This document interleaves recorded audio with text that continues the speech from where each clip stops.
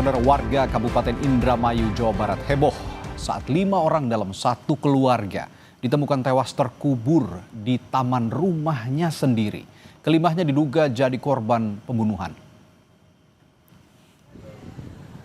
Lokasi kejadian berada di Kelurahan Pauman, Kecamatan Indramayu, Kabupaten Indramayu, Jawa Barat. Awalnya warga curiga karena suasana rumah korban terlihat sepi. Warga dan kerabat korban kemudian masuk dan mencari keberadaan korban. 5 korban ditemukan di taman dalam rumah dalam kondisi terkubur.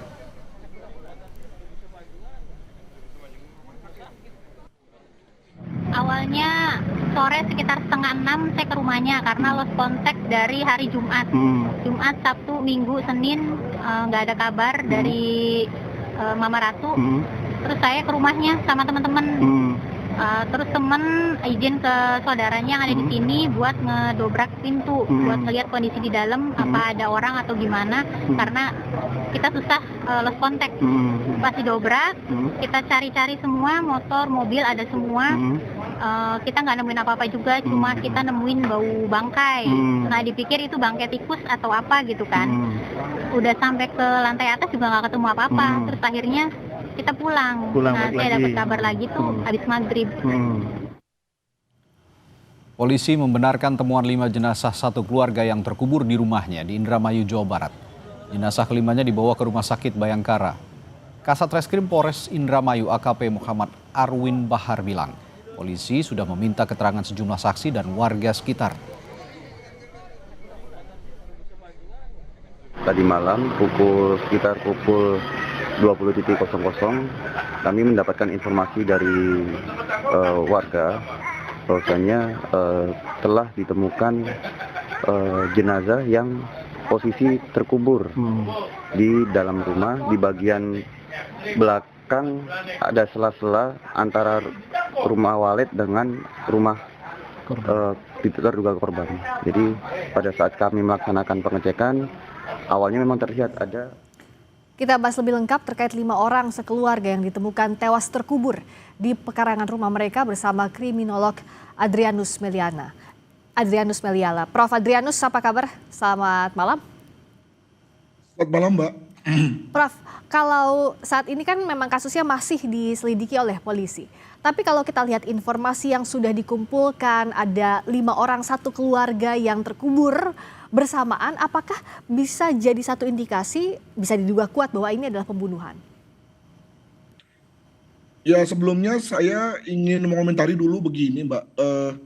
Polisi bilang bahwa menemukan 5 jenazah. Artinya sebetulnya yang menemukan itu bukan polisi, tapi masyarakat. Ini menurut saya bukan hal yang baik ya. Kenapa? Karena itu masyarakat itu mengacak-acak TKP. Harusnya begitu ada indikasi bahwa dikatakan dalam berita bahwa ada kaki menyembul, itu harus masyarakat berhenti dan kemudian memanggil polisi. Tidak lagi masuk ke TKP bahkan lalu menggali. Itu saya kira satu praktek yang buruk yang menurut saya perlu kita semua katakan bahwa itu adalah salah. Mengapa? Karena banyak sekali kasus di mana memang niatnya sih baik ya untuk menolong, tapi lalu akan mengacaukan betul TKP, membuat lalu TKP menjadi tidak lagi asli, dan nanti ujung-ujungnya menyulitkan pekerjaan polisi. Kalau kemudian lalu polisi tidak bisa mengungkap, lalu kemudian polisi pun yang disalahkan.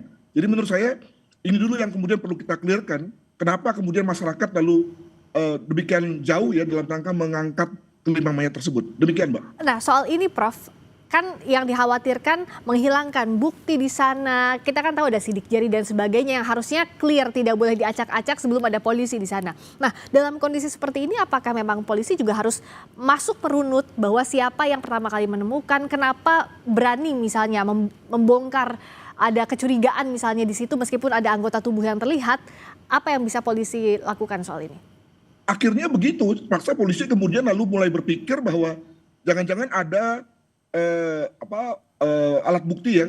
Artinya alat bukti itu bisa saja barang bukti, bisa saja petunjuk, bisa saja surat, bisa saja darah yang kemudian hilang atau terkotor atau tercemarkan gara-gara itu. Dan mungkin sekali misalnya hal itu dilakukan secara sengaja, karena terus terang saja bahwa pada saat ini menurut saya semua orang bisa menjadi tersangka, iya kan? Ya, betul. Artinya nggak harus tetangga, bisa juga saudara, bisa juga rekan bisnis dari korban.